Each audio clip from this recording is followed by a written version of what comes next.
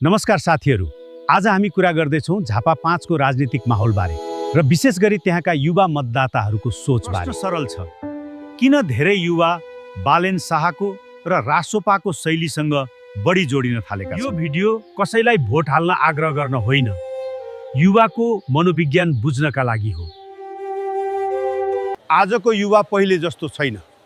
उहाँहरूलाई अब केवल भाषण, नाराहरू र वाचाहरूले सन्तुष्ट पार्दैन। झापा 5 का धेरै युवाले यस्तो भन्छन्, हामीले पुराना नेताहरूलाई पटक पटक मौका दियौं, अब हामीलाई नतिजा चाहियो। यो भिडियो हेर्नुहोस्, झापाका जनताले के चाहन्छन्।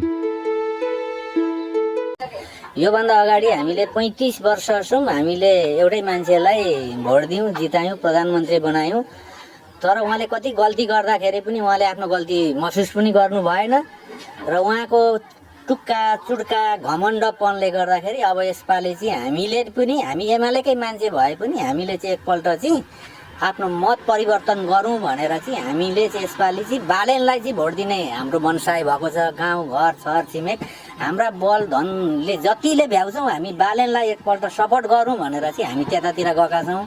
यसपालि चाहिँ बालेनलाई खुट्टो टेकाएर ओलीलाई बाई गर्ने पक्षमा छ। अब यी बुढापाकालाई छोरा छिटालाई हालौँ कि बढी जस्तो पो लागेको छ मलाई चाहिँ। कस्तो लाग्छ? ठिकै हो, परिवर्तन गर्नु पर्यो। परिवर्तन गर्न के बिग्रेला त, हैन? योभन्दा अगाडि पनि पुराना त हेरेकै हो। हेरेकै हो, त्यो सोचमा छु म। हेरौँ नि त, अरूलाई पनि यसो भन्छन् गर्दै गर्छु। चुनावमा कस्तो खालको नेतृत्वलाई भोट दिनुपर्छ होला?